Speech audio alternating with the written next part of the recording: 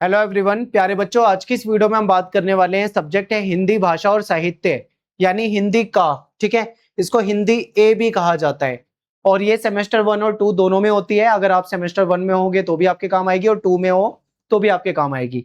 इसमें मैं आपको इंपॉर्टेंट क्वेश्चन कराने वाला हूं और ये सारे इंपॉर्टेंट क्वेश्चन जो है आपके पीवाईक्यू में भी आ रखे हैं, यानी प्रीवियस ईयर क्वेश्चन पेपर में आए हुए हैं। तो ये सारे के सारे क्वेश्चन इंपॉर्टेंट है, आपके एग्जाम में आएंगे। वन शॉट वीडियो होने वाली है, सोल डीयू एनसी वेब सबके लिए काम आएगी, तो बहुत ध्यान से आपको इस वीडियो लेक्चर को देखना है। अब ये वन शॉट वीडियो है, यानी कि एक ही वीडियो में कंप्लीट आपका सिलेबस हो जाएगा। ठीक है, एक बार सिलेबस भी देख लीजिए। टोटल 4 यूनिट है, यूनिट 1, यूनिट 2, यूनिट 3 और यूनिट 4। ठीक है, यूनिट 4 जो है ना आपका, इसमें 3 कविता दे रखी है और ये तीनों कविता में से आपके पेपर में कहीं ना कहीं आपको 100% जो मिलेंगे वो मिलेंगे साप्रसंग व्याख्या, यानी व्याख्या करनी होगी। यानी कविताओं की पंक्ति आपको दे दी जाएगी और पूछा जाएगा कि इसकी साप्रसंग व्याख्या आपको करना है। ठीक है, आपको लिखना होगा। तो ये तीनों जो कविता है इसकी व्याख्या आपको इस वीडियो में मिल जाएगी। ये वीडियो मैंने आज से 5 महीने पहले बनाई थी और 60,000 से ज्यादा स्टूडेंट इसको देख चुके हैं और जो क्वेश्चन मैंने इस वीडियो में कराए थे सेम टू सेम वही क्वेश्चन एग्जाम में आ गए थे। तो बहुत सारे बच्चों ने कमेंट में भी लिखा था, बहुत सारे बच्चों ने कहा था कि सेम पेपर आ गया, बहुत आसान पेपर आया था। ठीक है, तो आपको ये वीडियो जरूर देखनी है, इसमें आपको बहुत फायदा होगा। आपको सारी की सारी कविताओं की साप्रसंग व्याख्या मिल जाएगी और इसके अलावा कुछ इंपॉर्टेंट क्वेश्चन जो हैं वो आपको इस वीडियो में मिल जाएंगे। और इस वीडियो से एक्स्ट्रा जो क्वेश्चन बच जाते हैं, ठीक है, यानी और भी जो क्वेश्चन बच जाते हैं वो क्वेश्चन आपको इस वीडियो में मिलेंगे। तो एक एक करके मैं सारे क्वेश्चन आपको कराऊंगा। तो आपको एग्जाम से पहले दोनों वीडियो देख के जाना है। उस वाली वीडियो का लिंक आपको इस वीडियो के कमेंट बॉक्स में भी मिल जाएगा, डिस्क्रिप्शन में भी मिल जाएगा, तो आप आराम से देख लेना। टेलीग्राम चैनल पे भी दे दिया जाएगा। ठीक है, तो क्वेश्चन है कि भूषण के पदों की मूल संवेदना का विवेचन कीजिए। यानी जो भूषण जी हैं, भूषण जी ने जो पद लिखे हुए हैं, ठीक है, जो भी उनके पद हैं उसमें मूल संवेदना हमको क्या मिलती है। तो ये वीर रस के कवि हैं, वीरता के ऊपर लिखा करते हैं। तो चलिए समझते हैं आखिर इनके लिखी हुई कविताओं में क्या हमें देखने को मिलता है। ठीक है, तो देखिए, रीति काल के बहुत फेमस कवि हैं जिनका नाम है भूषण। ये वीर रस के सबसे बेस्ट कवि माने जाते हैं। इन्होंने अपनी कविताओं में केवल राजाओं की प्रशंसा, यानी राजाओं की तारीफ नहीं करी है, बल्कि इन्होंने अपनी कविता के माध्यम से राष्ट्र प्रेम, यानी देश प्रेम, वीरता, स्वाभिमान, धर्म की रक्षा और अन्याय के विरोध तथा जन जागरण की भावना को भी इन्होंने व्यक्त किया है। ठीक है, इनकी कविता का जो मूल उद्देश्य है वो है समाज में साहस, ठीक है, समाज में आत्मगौरव और समाज में देशभक्ति की भावना को जगाना। ठीक है, यानी कि रीतिकाल के फेमस कवि हैं भूषण, वीर रस लिखते हैं। वीर रस में लिखने का मतलब क्या होता है, अपनी कविताओं में वीरता की बात करना, साहस की बात करना, ठीक है, युद्ध में विजय की बात करना, धर्म की रक्षा की बात करना, शोषण के खिलाफ संघर्ष की बात करना। तो ये चीजें आपको इनकी रचनाओं में मिलती है। ठीक है, यानी यही इनका मेन मतलब मूल संवेदना है इनकी रचनाओं की, इनकी पदों की। ठीक है, अब क्या करेंगे, हम पॉइंट में करके एक एक पॉइंट को बहुत डिटेल में समझते हुए चलेंगे। सबसे पहला पॉइंट है कि राष्ट्र प्रेम और राष्ट्रीय चेतना, ठीक है, यानी देश प्रेम।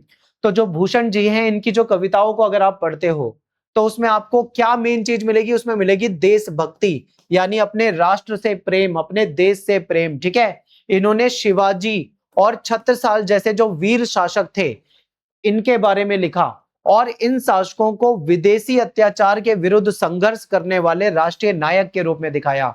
ठीक है, इन्होंने शिवाजी के बारे में और छत्रसाल जी के बारे में लिखा है और इन्होंने ये दिखाया है कि कैसे जो विदेशी थे, आक्रमणकारी थे, अत्याचारी जो लोग थे, जो शासन कर रहे थे, ठीक है, उनके खिलाफ इन्होंने जो संघर्ष किया है उसमें इनको हीरो की तरह प्रेजेंट किया गया है। ठीक है, और भूषण जी की कविता में लोगों में, जब इनकी कविता को पढ़ते हैं लोग, यानी हम पाठक, जब पाठक पढ़ते हैं तो उनके अंदर देश के प्रति प्रेम और आत्मसम्मान की भावना जगाती है। ठीक है, यानी इनकी कविताएं क्या जगाती है, आत्मसम्मान की भावना, देश प्रेम की भावना, राष्ट्र प्रेम की भावना। ठीक है, सेकंड पॉइंट, वीरता का गौरव, यानी भूषण की रचनाओं में वीरता का अत्यंत प्रभावशाली चित्रण है। बहुत ही प्रभावशाली तरीके से इन्होंने वीरता को प्रदर्शित किया अपनी कविताओं में। इन्होंने युद्ध के बारे में, पराक्रम यानी साहस के बारे में, शौर्य के बारे में, ठीक है, साहस का वर्णन इन्होंने बहुत ही जीवंत किया है। अगर आप कविता को पढ़ोगे आपको लगेगा कि आपके सामने ये सारी घटनाएं हो रही है, इतना जीवंत इन्होंने लिखा है।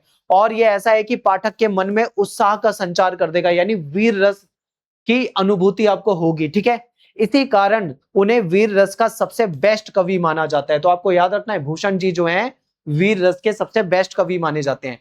अब बात करते हैं, पॉइंट नंबर है तीसरा, अन्याय और अत्याचार का विरोध। यानी भूषण ने क्या किया है, अन्याय क्या, अत्याचार का और जो दमनकारी शासन है इसका खुलकर विरोध करा है अपनी काव्य के माध्यम से, अपनी कविता के माध्यम से। इनकी कविता केवल प्रशंसा नहीं करती कि किसी राजा की प्रशंसा करती रहे, एक्चुअल में वो जो वीर थे उनके बारे में आपको बताती है, ठीक है। और अन्यायी शक्ति यानी जो अन्यायी शक्तियां थी उनके खिलाफ संघर्ष करने की प्रेरणा देते हैं, ठीक है। खासकर जो मुगल वगैरह हैं उनके खिलाफ जो संघर्ष हुआ है उसकी प्रेरणा देती है। और इनकी कविता में स्वतंत्रता और न्याय की भावना आपको क्या देखने को मिलेगी, ठीक है। आपको स्वतंत्रता की भावना, न्याय की भावना, आत्मसम्मान की भावना और देश प्रेम की भावना आपके अंदर विकसित होगी। फिर धर्म और महानता की रक्षा। भूषण जी जो है वो धर्म की रक्षा की बात करते हैं। अब धर्म का मतलब यहाँ पे वो रिलीजन नहीं है जो आपके मन में आया होगा। यहाँ पे धर्म का मतलब है सत्य, न्याय और संस्कृति की रक्षा, यानी सत्य की रक्षा करना, न्याय की रक्षा करना और जो कल्चर होता है, संस्कृति होती है, उसका रक्षा करना, ठीक है। इनकी रचनाओं में मानवता और नैतिक मूल्यों का भी सम्मान मिलता है, ठीक है। मानवता, इंसानियत और नैतिक मूल्य, सदैव सत्य बोलना चाहिए, ठीक है। एक दूसरे की सहायता करनी चाहिए, देश के प्रति अपनी जान तक दे देनी चाहिए। ये सारी बातें आपको इनके जो काव्य हैं, जो इनका संकलन है, उसमें आपको पता लगता है। फिर जन जागरण की भावना, यानी जन का मतलब है जनता, जागरण का मतलब है उनको जागरूक करना, ठीक है, जगाना। यानी भूषण की कविता केवल राज दरबार तक सीमित नहीं रही है, इन्होंने समाज में, यानी समाज को जगाया है अपनी कविता के माध्यम से। समाज में साहस, समाज में आत्मविश्वास, समाज में स्वाभिमान जगाने का काम किया इनकी कविता ने। इनकी कविताएं लोगों को अन्याय के खिलाफ लड़ने और अन्याय के खिलाफ संघर्ष करने, अन्याय के खिलाफ खड़े होने के लिए लोगों को क्या करती हैं, प्रेरणा देती हैं, यानी कि मोटिवेट करती हैं, ठीक है। अगले पॉइंट पे चलते हैं, वीर रस की प्रभावशाली अभिव्यक्ति। भूषण की भाषा में आपको ओज दिखेगा, ओज का मतलब होता है तेज दिखेगा, एक साहस दिखेगा, ठीक है, और उत्साह दिखेगा, ऊर्जा दिखेगी आपको इनकी रचना में। इनके शब्दों में ऐसी शक्ति है कि युद्ध और वीरता के दृश्य सजीव हो उठते हैं, ठीक है। यानी अगर आप इनके काव्य को पढ़ते हो तो युद्ध के जो दृश्य होंगे कविताओं में बताए गए हैं वो आपकी आंखों के सामने आ जाएंगे, बिल्कुल मतलब ऐसा लगेगा कि आप हूबहू उन चीजों को देख रहे हो, इतना फील कर पाओगे। और उनकी कविता की प्रमुख संवेदना भी यही है, आपको यही वीर रस, युद्ध, ठीक है, ये सारी चीजें पता लगती हैं। मध्यकालीन और आधुनिक भावबोध का समन्वय। भूषण की रचनाओं में मध्यकालीन जो वीरता है इसके साथ साथ आधुनिक जो राष्ट्रीय चेतना है इसका भी आपको समावेश दिखाई देता है, ठीक है। इसलिए इनकी कविता आज भी प्रासंगिक प्रतीत होगी, आज भी इसका रेलिवेंस है। ऐसा नहीं है कि उस समय लिखी गई थी तो उस समय के हिसाब से सही थी, आज भी इसका महत्व है, ठीक है। तो ये हमें समझना है। फिर नेक्स्ट है भाषा और शैली, यानी इनकी भाषा कैसी है और लिखने का तरीका, स्टाइल कैसा है। तो भूषण ने मुख्यतः ब्रज भाषा का प्रयोग किया है और इनकी भाषा में आपको ओजपूर्ण, प्रभावशाली और अलंकार युक्त भाषा देखने को मिलती है। अनुप्रास अलंकार, उपमा अलंकार, अतिशयोक्ति अलंकार जैसे अलंकारों के कारण इनकी कविता जो है बहुत ज्यादा प्रभावशाली हो जाती है, ठीक है। और अतिशयोक्ति अलंकार में क्या होता है, किसी चीज को बढ़ा चढ़ा कर लिखना, यानी जो बातें बताई गई है काफी जगह पे बढ़ा चढ़ा के बताई गई है। उपमा यानी तुलना की गई है अनुप्रास अलंकार में, जैसे कोई अक्षर होता है, ठीक है, बार बार रिपीट हो रहा होता है, तो ये सारी चीजें देखने को मिलती हैं।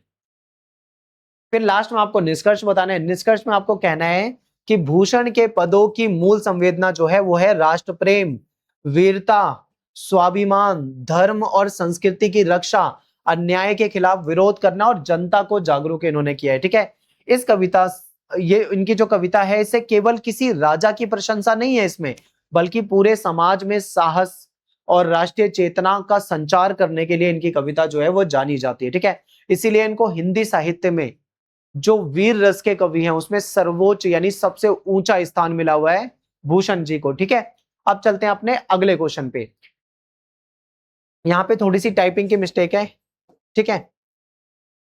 जयशंकर प्रसाद, यानी जयशंकर प्रसाद जी की जो कविता है उसमें राष्ट्रीय चेतना के स्वर को स्पष्ट कीजिए। यानी जयशंकर प्रसाद जी की जो कविता है उसमें जो राष्ट्रीय चेतना, राष्ट्र को जो उन्होंने जगाने का काम किया है उसके बारे में तो देखते हैं। आधुनिक हिंदी साहित्य के महान जो कवि हैं जयशंकर प्रसाद जी, इन्हें छायावाद के प्रमुख स्तंभ माना जाता है, हम सभी जानते हैं। छायावाद के प्रमुख स्तंभ यानी कि टोटल 4 कवि माने जाते हैं। जिसमें से एक तो है जयशंकर प्रसाद जी। बाकी 3 कवियों के नाम आप मुझे कमेंट में बताइए, ठीक है। आप सभी मुझे कमेंट में बताएंगे और अपना नाम जो है आपको कमेंट में जरूर लिखना है।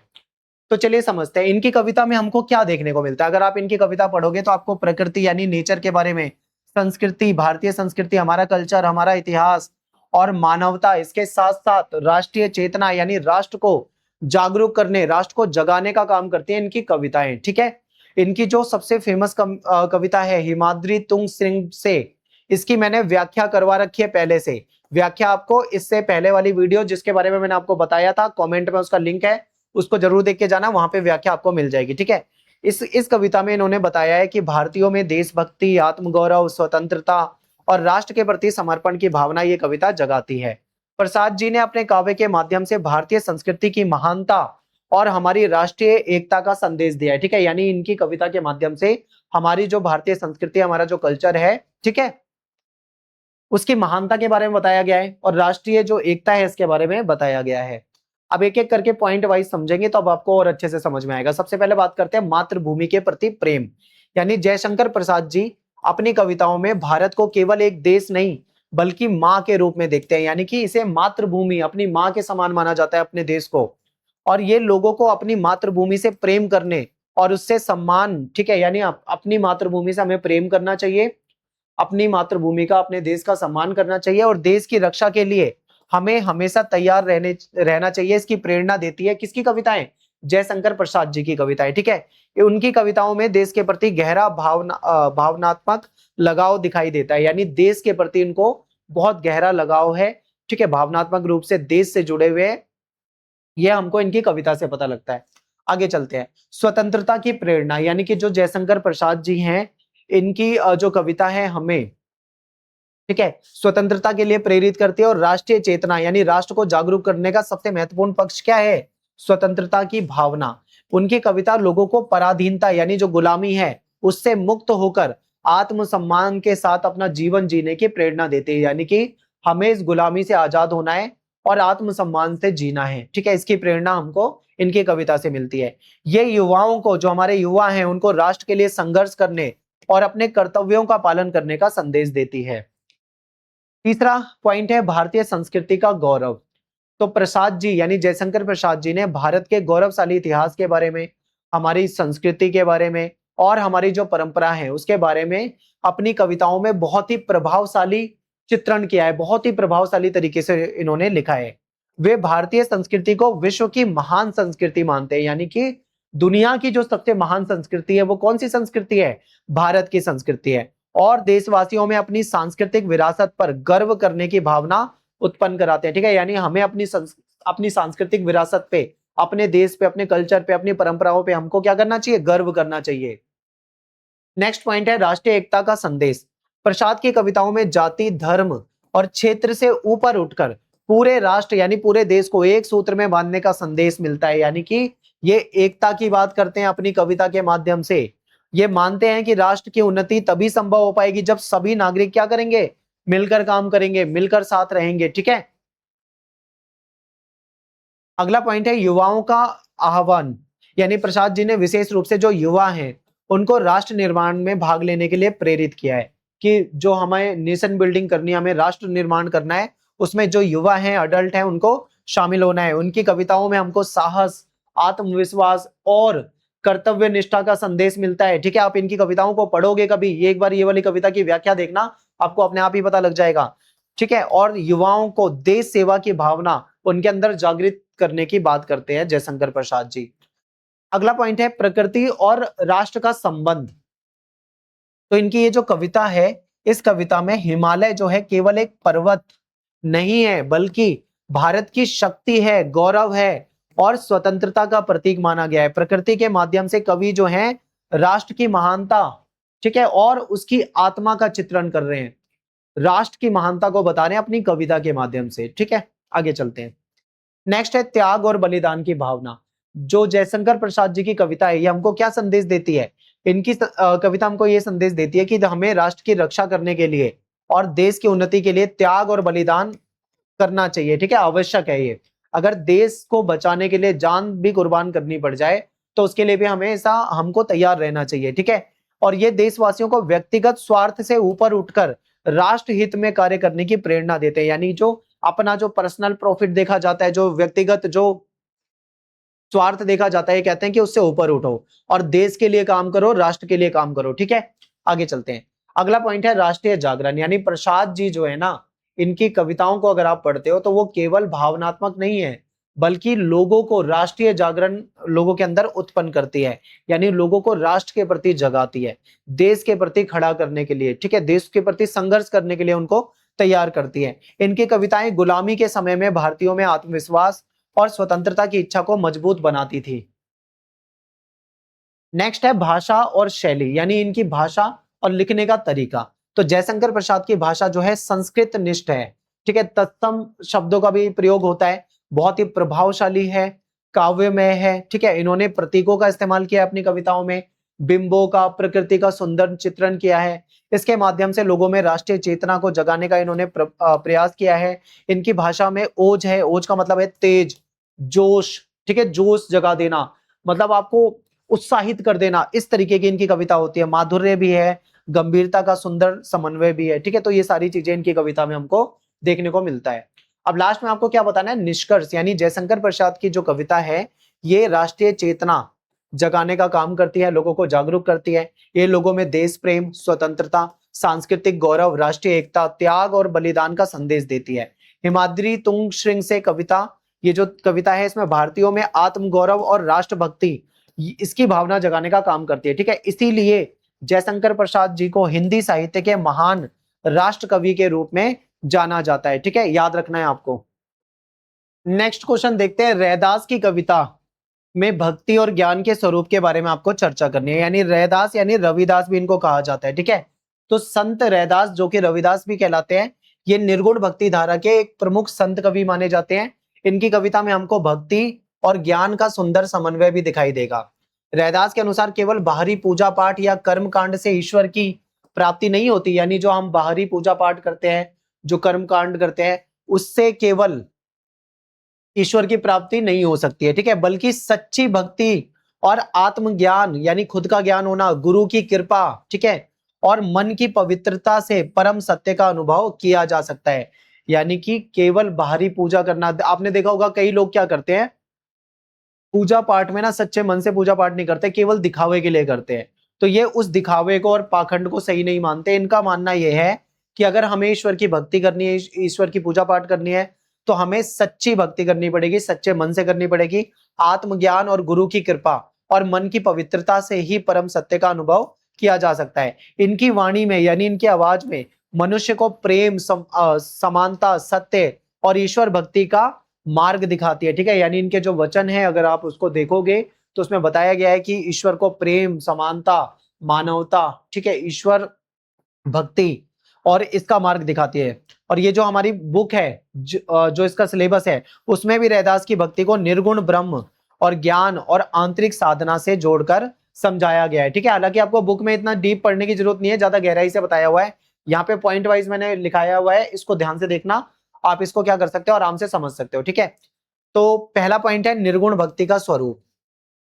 रैदास जो है वो निर्गुण भक्ति के उपासक हैं, निर्गुण भक्ति को मानते हैं। सगुण भक्ति में क्या होता है, सगुण भक्ति में मूर्ति पूजा होती है, मूर्त रूप से ईश्वर को माना जाता है। निर्गुण भक्ति में ईश्वर की कोई मूर्ति नहीं होती, कोई रंग रूप, कोई आकार नहीं होता, ठीक है। ये निर्गुण भक्ति को मानते हैं। वे ईश्वर को निराकार मानते हैं, सर्वव्यापी यानी निराकार है, ईश्वर का कोई आकार नहीं है। सर्वव्यापी यानी वो हर जगह है, और अजन्मा यानी ईश्वर का जन्म नहीं हुआ, ईश्वर हमेशा से है, ठीक है। और उनके अनुसार ईश्वर किसी मंदिर में, किसी मूर्ति में या किसी विशेष स्थान में सीमित नहीं रहते। ईश्वर जो होते हैं वो हर जगह होते हैं। ये कहते हैं कि प्रत्येक जीव के भीतर विद्यमान है। ईश्वर जो है किसी मंदिर, किसी मूर्ति में नहीं है, बल्कि वो हर जगह है, हर जीव में, हर इंसान में ईश्वर है। इसलिए सच्ची भक्ति मन की शुद्धता और प्रेम से होती है। यानी हमें अपने मन को शुद्ध करना है और प्रेम भाव अपने मन में लाना है, तो यहीं से सच्ची भक्ति की शुरुआत होती है, ठीक है। अगले पॉइंट पे चलते हैं। नेक्स्ट पॉइंट है भक्ति में प्रेम का महत्व। रैदास के अनुसार ईश्वर तक पहुंचने का सबसे सरल मार्ग जो है वो है प्रेम। वो मानते हैं कि जो व्यक्ति सच्चे मन से ईश्वर से प्रेम करता है, सच्चे मन से ईश्वर से प्रार्थना करता है, सच्चे मन से ईश्वर को मानता है, ठीक है, वही उसकी कृपा को प्राप्त करता है। भक्ति में दिखावा या कोई पाखंड या कोई अहंकार या बाहरी आडंबर का कोई स्थान ही नहीं है। ठीक है, यानी भक्ति में कोई जरूरत नहीं है आप दिखावा करो, पाखंड करो। आप सच्चे मन से ईश्वर को मानोगे तो आपकी जो भक्ति है वो कबूल होगी। ठीक है, वो इन्होंने कहा है। फिर ज्ञान का महत्व, रैदास जो है इनकी कविता में ज्ञान का अर्थ केवल पुस्तकीय विद्या यानी पुस्तक से, किताबों से जो हमको नॉलेज मिलती है वो ज्ञान नहीं है, बल्कि आत्मज्ञान की ये बात करते हैं। ठीक है, जब मनुष्य अपने वास्तविक स्वरूप को और ईश्वर की सत्ता को पहचान लेता है तभी उसे सच्चा ज्ञान प्राप्त होता है। ये ज्ञान मनुष्य को मोह, अज्ञान और भ्रम से क्या करता है, आजाद करता है, यानी मुक्त करता है। भक्ति और ज्ञान का समन्वय, रैदास के अनुसार भक्ति और ज्ञान एक दूसरे के पूरक है। ठीक है, यानी जितनी जरूरी भक्ति है उतना ही जरूरी ज्ञान भी है। केवल ज्ञान के बिना भक्ति को आप पूरा नहीं कर सकते, अधूरा रह जाएगा। ठीक है, और केवल भक्ति के बिना ज्ञान को पूर्ण नहीं किया जा सकता है, दोनों एक दूसरे के पूरक है। सच्ची साधना में दोनों का बैलेंस बनाना जरूरी है, यानी भक्ति और ज्ञान का एक समन्वय होना चाहिए, एक बैलेंस होना चाहिए, एक संतुलन होना चाहिए। ठीक है, ज्ञान मनुष्य को सही मार्ग दिखाता है कि हमको क्या करना चाहिए, क्या सही है क्या गलत है, ज्ञान हमको ये बताता है। और भक्ति उसे ईश्वर तक पहुंचाती है। ठीक है, भक्ति क्या करती है, हमको ईश्वर तक पहुंचाती है। नेक्स्ट है गुरु का महत्व, रैदास गुरु को अत्यंत महत्वपूर्ण मानते हैं। गुरु ही साधक को सत्य का मार्ग दिखाता है। ठीक है, यानी गुरु जो होते हैं वो ही साधक को क्या करते हैं, सत्य का मार्ग दिखाते हैं। ठीक है, और ईश्वर का असली परिचय जो है वो भी गुरु ही कराते हैं।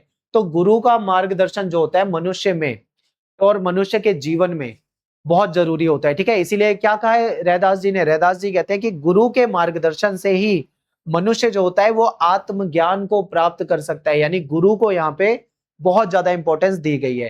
कर्म कांड का विरोध, तो रैदास जो है बाहरी आडंबर, जाति पाति, कर्म कांड इसका विरोध करते हैं। इनका मानना है कि ईश्वर की प्राप्ति के लिए मन की पवित्रता, सत्य और प्रेम जो होता है वो बहुत जरूरी होता है।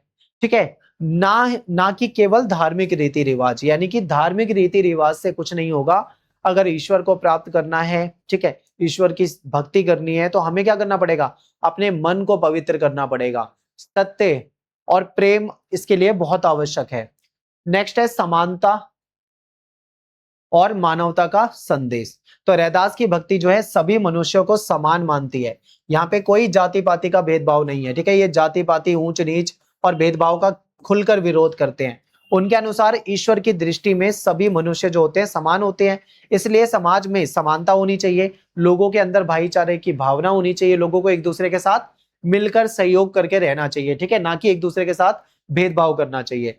नेक्स्ट है सरल भाषा और प्रभावशाली शैली, यानी रैदास की वाणी जो है बिल्कुल सरल, इन्होंने जो इनकी जो कृतियां हैं, रचनाएं हैं वो बिल्कुल सरल है, सहज है। ये ज्यादातर बोलकर संदेश देते थे और लोक भाषा में इनकी जो वाणी है, वचन है, लिखे गए हैं। ठीक है, इनके पदों में प्रतीकों का, उदाहरणों का और सहज उपमाओं के माध्यम से भक्ति और ज्ञान का गहरा संदेश दिया गया है। यानी इन्होंने भी प्रतीकों का इस्तेमाल किया है। ठीक है, प्रतीक का मतलब क्या होता है कि किसी एक चीज को, वो जो कोई भी वस्तु है, जैसे मान लो हिमालय, हिमालय क्या है, वैसे तो ये पहाड़ है, पर्वत है, लेकिन इसको एक प्रतीक के रूप में दिखा दिया जाएगा। ठीक है, स्वतंत्रता के रूप में या किसी और रूप में इसको प्रतीक कहा जाता है।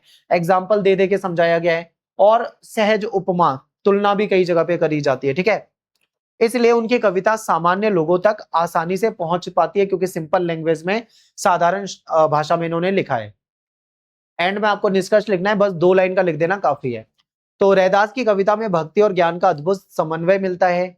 भक्ति प्रेम, समर्पण, समानता, आंतरिक शुद्धता पे आधारित है, जबकि उनका ज्ञान आत्मबोध और सत्य की पहचान का मार्ग हमको दिखाता है। ठीक है, गुरु की महत्ता, कर्मकांड का विरोध और मानव समानता का। अगला क्वेश्चन है, भक्ति काल को स्वर्ण युग क्यों कहा जाता है? यानी जो भक्ति काल है उसको हिंदी साहित्य में स्वर्ण युग यानी सबसे बेस्ट टाइम क्यों कहा जाता है? आखिर इसके पीछे क्या कारण है, हमको ये बताना है। तो देखिए, हिंदी साहित्य के इतिहास में जो भक्ति काल है ये 1318 से ईस्वी से लेके 1643 ईस्वी तक था।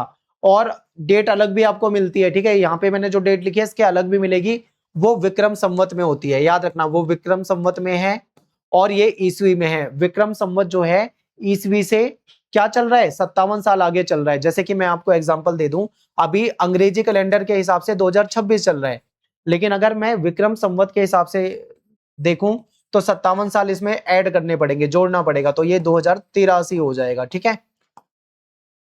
इस काल में हिंदी साहित्य ने विषय, भाषा, भाव, विचार और काव्य कला सभी क्षेत्रों में अभूतपूर्व विकास किया था। हिंदी साहित्य की भाषा में निखार आ रहा था, इसमें नए नए विषय जोड़े जा रहे थे, खासकर ईश्वर की भक्ति, इन सब चीजों को इसमें बहुत महत्व दिया गया था। इस समय में ही कबीर, तुलसीदास, सूरदास, मीराबाई, रैदास जैसी जैसे महान कवि और इनकी मुख्य रचनाएं हमको देखने को मिलती हैं। आज भी भारतीय समाज और संस्कृति की धरोहर मानी जाती हैं। भक्ति काल में भक्ति के साथ साथ मानवता, प्रेम, समानता, सामाजिक सुधार, समाज की कुरीतियों का विरोध किया गया। ठीक है। और इन सब चीजों का संदेश दिया गया। इसीलिए हिंदी साहित्य में इस काल को क्या कहा जाता है? स्वर्ण युग यानी गोल्डन पीरियड माना जाता है। अब पहला पॉइंट है हमारा कि महान संत एवं भक्ति कवियों का युग, यानी भक्ति काल में बहुत सारे महान कवि इनका जन्म हुआ था। कबीर, तुलसीदास, सूरदास, मीराबाई, रैदास जैसे, मलिक मोहम्मद जैसी जैसे कवि जो थे, इन्होंने अपनी रचनाएं लिखी और हिंदी साहित्य को समृद्ध बनाया। ठीक है। आज भी जो इनकी रचनाएं हैं वो बहुत ज्यादा लोकप्रिय हैं और हमको संदेश देती हैं। फिर भक्ति भावना का उत्कर्ष, इस काल में सबसे बड़ी विशेषता ये थी कि ईश्वर के प्रति प्रेम और समर्पण जो था वो आपको इनके काव्य के माध्यम से दिखता है। कवियों ने सच्ची भक्ति को जीवन में सबसे बेस्ट मार्ग बताया है। इन्होंने बाहरी आडंबर की अपेक्षा मन की पवित्रता और प्रेम, इसको ज्यादा महत्व दिया है। यानी बाहरी आडंबर की कोई जरूरत नहीं है, कोई पाखंड करने की जरूरत नहीं है, झूठा दिखावा करने की जरूरत नहीं है। मन, सच्चे मन से आपको ईश्वर को, ठीक है, ईश्वर को याद करना है, ईश्वर से प्रेम करना है। अगला पॉइंट है सामाजिक सुधार की भावना। तो भक्ति काल के कवियों ने जाति पाति यानी जाति प्रथा का विरोध करा, ऊंच नीच का विरोध करा, छुआछूत जैसा भेदभाव का विरोध करा, धार्मिक आडंबर का इन्होंने विरोध किया है। इन्होंने सभी मनुष्यों को समान माना है। ठीक है। सभी को प्रेम, मानवता, भाईचारे का संदेश दिया है। इस कारण भक्ति काल केवल धार्मिक ही नहीं बल्कि सामाजिक जागरण का काल भी माना जाता है। ठीक है। अगले पॉइंट पे चलते हैं। हिंदी भाषा का विकास। भक्ति काल में साहित्य संस्कृत तक सीमित नहीं रहा। कवियों ने अवधी भाषा, ब्रज भाषा, सदुक्कड़ी और अन्य लोक भाषा जो थी उसमें भी रचना करी है। ठीक है। किसी एक भाषा तक ये सीमित नहीं रहा था। और हिंदी भाषा का व्यापक विकास जो है वो हुआ इस समय में, और साहित्य जो था आम जनता तक पहुंच पाया। साहित्य की विविध धाराएं। तो भक्ति काल में अनेक काव्य धाराओं का विकास हुआ, जैसे कि निर्गुण भक्ति धारा, ठीक है, जिसमें ईश्वर को निराकार माना जाता है। ठीक है। उसका कोई आकार, कोई रंग रूप नहीं होता। फिर सगुण भक्ति धारा जो कि राम भक्ति, जैसे तुलसीदास हो जाएंगे इसके मुख्य रचयिता, इसमें ईश्वर को एक मूर्त रूप दिया जाता है, मूर्ति के रूप में देखा जाता है। ठीक है। फिर सगुण जो है कृष्ण भक्ति धारा, जिसमें सूरदास, मीराबाई आ जाएंगे। फिर सूफी प्रेमाख्यान धारा, जायसी आ जाएंगे इसमें। तो ये सभी धाराएं जो हैं वो हिंदी साहित्य में इसी समय में आई, इसीलिए इसने हिंदी साहित्य को क्या बनाया? समृद्ध बनाया। अगला पॉइंट है उच्च कोटि का काव्य सौंदर्य। तो भक्तिकालीन जो कविता है बहुत ही सरल भाषा में है, उसमें आपको मधुरता दिखेगी, भावुकता, इमोशंस दिखेंगे। ठीक है। संगीतात्मकता है कवि और रसपूर्ण अभिव्यक्ति आपको देखने को मिलती है। भक्ति के साथ साथ प्रेम के ऊपर करुणा, वात्सल्य, श्रृंगार रस जैसे रसों का भी सुंदर प्रयोग किया गया है। ठीक है। यानी इस समय पे अगर आप देखोगे ज्यादातर हमारे मन में आता है भक्ति काल की कविता है तो बस भगवान की भक्ति के ऊपर लिखी होगी, लेकिन ऐसा नहीं है। ठीक है। भक्ति के अलावा प्रेम के ऊपर, करुणा यानी दया भाव, वात्सल्य यानी जैसे मान वात्सल्य का मतलब होता है जो कोई बच्चा है, बच्चे के प्रति ममता का भाव आना। जैसे भगवान कृष्ण को उनके बाल रूप में दिखाया जाता है, जिसमें वो माखन चुराते हैं, गगरी जो घड़े होते हैं उसको फोड़ते हैं, शरारतें करते हैं। ठीक है। फिर माँ यशोदा उनको डांटती है, उनसे उन पे गुस्सा भी होती है, उनको प्रेम भी करती है। तो ये जो भाव है ना, ये वात्सल्य यानी ममता का भाव है। श्रृंगार यानी प्रेम, प्रेम से अ, रचित ये जो रस है, ये इन सब का प्रदर्शन आपको किसमें मिलता है? देखने को मिलता है इनकी कविताओं में। फिर भारतीय संस्कृति का संरक्षण, यानी भक्ति काल के जो कवि थे, इन्होंने भारतीय संस्कृति और नैतिक मूल्यों, आध्यात्मिक परंपराओं को सुरक्षित रखा है। उन्होंने कठिन समय में समाज को आशा, विश्वास और नैतिक शक्ति भी प्रदान की है। ठीक है। यानी जो कठिन समय था, खासकर मुगलों का जो समय था जिसमें बहुत ज्यादा हिंदुओं को प्रताड़ित किया जाता था, ठीक है, उस समय में समाज को एक आशा दी, ईश्वर में विश्वास कराया और नैतिक शक्ति प्रदान की। जन सामान्य से जुड़ा साहित्य। भक्ति काल का साहित्य केवल विद्वानों के लिए नहीं था। इसकी भाषा सरल थी, लोक जीवन से जुड़ी हुई थी, इसलिए सामान्य जनता भी इसे आसानी से समझ सकती थी। और ये जन जन का साहित्य था, यानी हर एक इंसान का साहित्य था। एंड में आपको निष्कर्ष बताना है, यानी भक्ति काल को स्वर्ण युग कहा जाता है। क्यों कहा जाता है? क्योंकि इस काल में हिंदी साहित्य ने अपने विकास की सर्वोत्तम जो ऊंचाई थी वो प्राप्त की थी। महान कवि जिनकी अमर रचनाएं, ठीक है, आज भी जो हमें प्रेरित करती हैं, भक्ति की गहरी भावना, समाज में सुधार, मानवता का संदेश, जो समाज में जो जाति पाति, ऊंच नीच, भेदभाव, छुआछूतता, इसका विरोध किया, ठीक है। और भक्ति काल हिंदी साहित्य का सबसे गौरवपूर्ण काल के रूप में देखते हैं, इसको स्वर्णिम युग माना जाता है, स्वर्ण युग माना जाता है, ठीक है। नेक्स्ट क्वेश्चन है, हिंदी नवजागरण के विकास में भारतेंदु जी जो हैं हरिश्चंद्र, इनके योगदान के बारे में बताना है। नवजागरण यानी लोगों को जगाना, तो ठीक है, देखते हैं। अब ये जो भारतेंदु जी थे, इनका जीवन काल बहुत छोटा था, अल्पकाल, यानी ऐसा माना जाता है 34-35 साल की, इतनी कम उम्र में ही इनकी मृत्यु हो गई थी। 34 साल आई थिंक इनकी एज रही होगी उस समय, इनकी मृत्यु हो गई थी। लेकिन इतनी कम एज में, इतनी कम उम्र में ये भारतीय साहित्य को ऐसी ऐसी रचनाएं देके गए हैं जिसके कारण आज ये हिंदी साहित्य में अमर माने जाते हैं, ठीक है। तो हिंदी नवजागरण का अर्थ है हिंदी समाज में आधुनिक चेतना, राष्ट्रीय भावना, सामाजिक सुधार, भाषा जागरण और सांस्कृतिक पुनर्जागरण। यानी ये वो काल था जिस समय में हमारा जो हिंदी समाज था उसमें आधुनिक चेतना, क्योंकि अंग्रेजों का समय था, देश अंग्रेजों का गुलाम था, तो लोगों के अंदर राष्ट्रीय भावना जगाई गई, समाज सुधार के लिए उनको प्रेरित किया गया, ठीक है। लोगों के प्रति अपनी भाषा, अपनी हिंदी के प्रति उनको जगाया गया, ठीक है। सांस्कृतिक पुनर्जागरण का भी ये समय था। इस नवजागरण में भारतेंदु हरिश्चंद्र का स्थान जो है सबसे महत्वपूर्ण माना जाता है, क्योंकि जो आधुनिक हिंदी के साहित्य का जनक है ना, वो इन्हीं को कहा जाता है, ठीक है। यानी जो आधुनिक हिंदी साहित्य है उनकी शुरुआत भारतेंदु से ही मानी जाती है। तो अब एक एक करके पॉइंट से समझते हैं। तो सबसे पहला पॉइंट है राष्ट्रीय चेतना का विकास, यानी हरिश्चंद्र ने अपने साहित्य के माध्यम से जनता में राष्ट्रीय चेतना, देश के प्रति जागरूक करना, ठीक है, उनको जगाया। और अंग्रेजी शासन की आर्थिक लूट, जो अंग्रेज हमको लूट रहे थे, विदेशी शासन, उनकी जो गलत नीतियां थी, भारत की दयनीय स्थिति, यानी अंग्रेज जो हमको प्रताड़ित करते थे, उस उनकी जो दयनीय स्थिति थी भारतीयों की, उसको इन्होंने बताया। इनके काव्य और नाटकों से देशभक्ति की भावना हमको दिखाई देती है, और इन्होंने भारतीयों को अपने देश, अपनी भाषा, अपनी संस्कृति के प्रति जागरूक किया। लोगों के मन में राष्ट्र प्रेम, देश प्रेम की भावना भी इन्होंने विकसित की।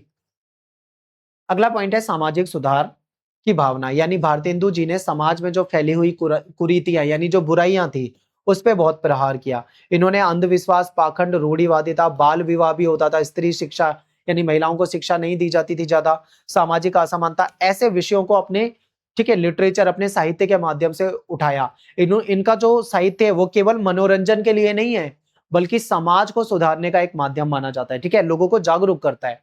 फिर हिंदी भाषा का विकास, भारतेंदु ने हिंदी भाषा को सरल, प्रभावशाली और जन भाषा के रूप में विकसित किया। इन्होंने खड़ी बोली को हिंदी साहित्य की भाषा बनाने में महत्वपूर्ण योगदान दिया, ठीक है। अब यहाँ पे ना दो चीज आपको याद रखना है। मैंने यहाँ पे बात की है खड़ी बोली। खड़ी बोली जो है आपको इनके गद्य साहित्य में देखने को मिलती है, ठीक है। जो इनका पद्य साहित्य है, यानी जो काव्य है, जो कविताएं हैं, उसमें इन्होंने ब्रज भाषा का प्रयोग किया है। तो ये भी आपको याद रखना है, ठीक है। कई जगह पे हो सकता है कोई बच्चा कमेंट बोले कि ब्रज भाषा का भी इस्तेमाल किया था, तो आपको याद रखना है कि ब्रज भाषा इन्होंने अपने काव्य में, कविताओं में लिखा था, और जो अपनी नाटक लिखते थे, कहानियां लिखते थे, या उपन्यास वगैरह जो भी हो इनका रहा होगा, उस वो गद्य में लिखते थे, ठीक है। मतलब गद्य, सॉरी, उसमें जो खड़ी बोली है उसमें लिखते थे। नेक्स्ट है पत्रकारिता में योगदान। तो भारतेंदु ने हिंदी पत्रकारिता को भी नई दिशा दी। इन्होंने पत्र पत्रिकाओं के माध्यम से समाज, राजनीति, धर्म, संस्कृति और राष्ट्रीय समस्याओं पर विचार प्रस्तुत किया। ये पत्र पत्रिकाओं में के माध्यम से क्या करते थे? समाज को जागरूक करते थे, राजनीति के बारे में, ठीक है, धर्म के बारे में, संस्कृति के बारे में, देश की समस्याओं के बारे में अपने विचार उसमें प्रस्तुत करते थे।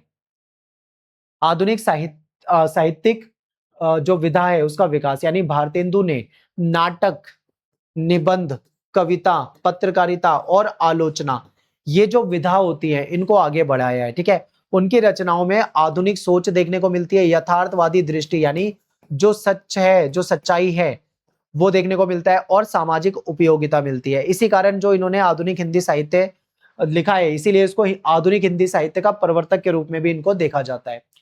फिर सांस्कृतिक चेतना, भारतेंदु ने भारतीय संस्कृति और परंपरा के गौरव को बहुत महत्व दिया है।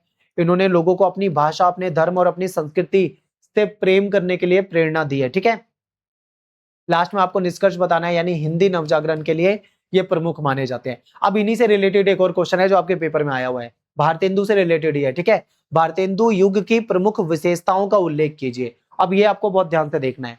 तो देखिए, भारतेंदु युग जो है आधुनिक हिंदी साहित्य का प्रारंभिक युग माना जाता है और इसके प्रवर्तक जो थे वो भारतेंदु हरिश्चंद्र थे। इस काल में हिंदी साहित्य ने राष्ट्रीय चेतना, समाज सुधार, आधुनिक विचारधारा और गद्य साहित्य जो था इस समय में बहुत तेजी से विकसित हो रहा था। इसलिए भारतेंदु युग जो है इसको आधुनिक हिंदी साहित्य का नवजागरण काल माना जाता है, यानी आधुनिक हिंदी साहित्य में जो नवजागरण यानी नई चेतना आई वो इनके काल से ही आई है।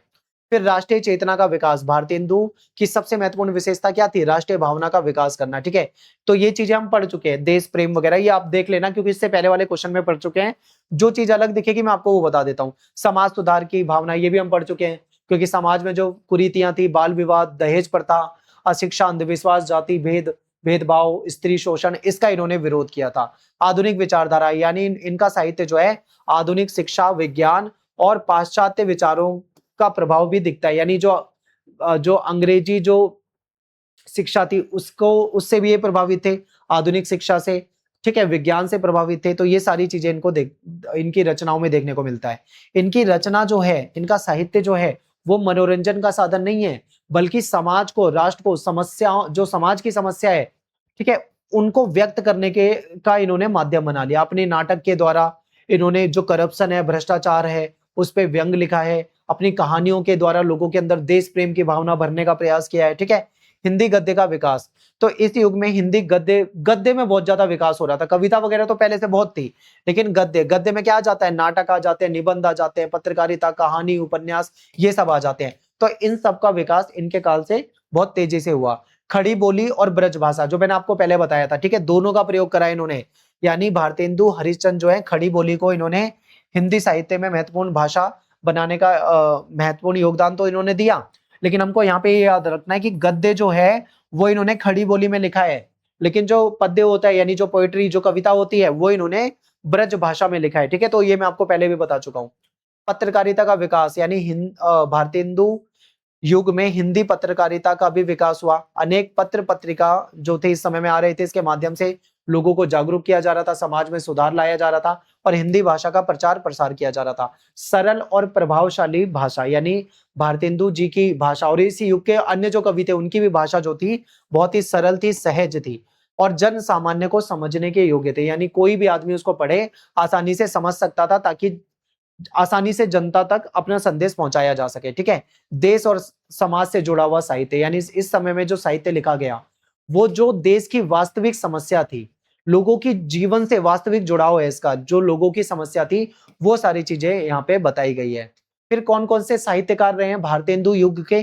तो भारतेंदु तो आ जाएंगे सबसे पहले नंबर पे, फिर प्रताप नारायण मिश्र हो गए, बालकृष्ण भट्ट हो गए, राधाचरण गोस्वामी, बद्रीनाथ चौधरी, प्रेमगन। ठीक है, ये सब इनके काल के महत्वपूर्ण लेखक हैं। लास्ट में आपको निष्कर्ष बताना है, यानी भारतेंदु युग जो है आधुनिक हिंदी साहित्य के नव जागरण का युग है।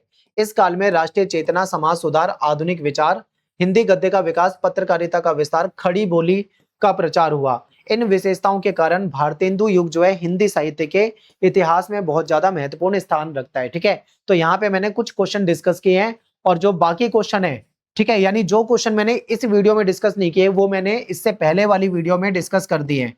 उसका लिंक आपको हमारे इसी वीडियो के कमेंट में मिल जाएगा। ठीक है, डिस्क्रिप्शन बॉक्स में भी लिंक मिल जाएगा, टेलीग्राम पे भी मिल जाएगा, तो दोनों वीडियो को देख के जाना है, आपका पेपर बहुत अच्छा जाएगा। लाइक कर दो, शेयर कर दो और कमेंट कर दो। जो मैंने आपसे क्वेश्चन पूछा है मुझे कमेंट में आप जरूर अपना आंसर दीजिए। ठीक है, मिलते हैं नेक्स्ट वीडियो में। Thanks for watching. जय हिंद, जय भारत।